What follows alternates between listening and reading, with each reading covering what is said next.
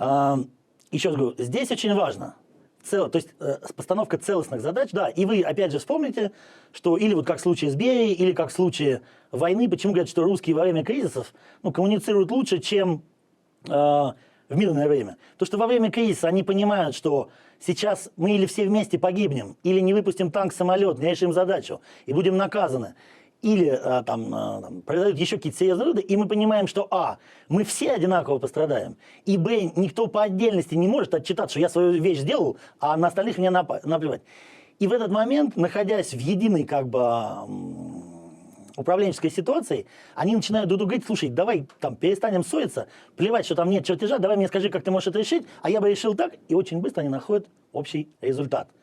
Так вот, к чему я говорю. У нас сложилась ситуация от самого маленького уровня бригады, до самого большого уровня отраслей, когда, взяв европейскую детерминированную систему управления, мы, например, сегодня предприятия отчитываются по сотням направлений.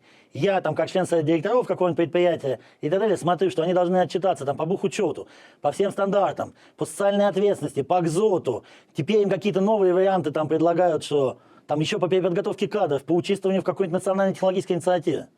А продукта конкурентоспособного, который бы в мире покупали и за него платили живые деньги, как не было, так и нет. Почему?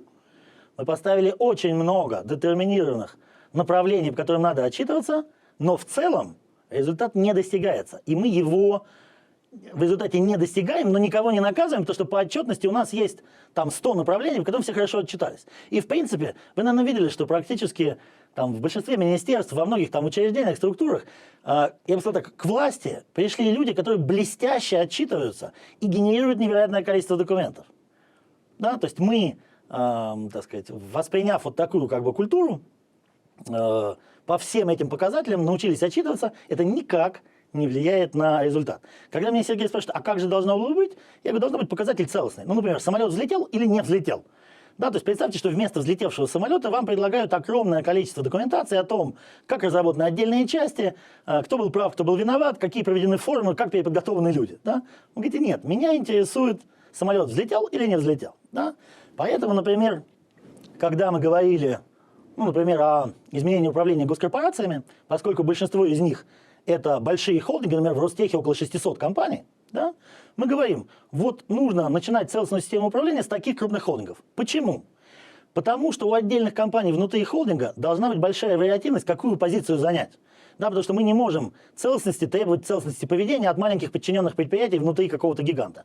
Но госкорпорация, опять же, например, если брать Ростех, у него порядка 30 миллиардов долларов оборот, туда входят сотни тысяч человек, он присутствует как на русских, так и на зарубежных рынках, на самом деле он представляет себя большое целое.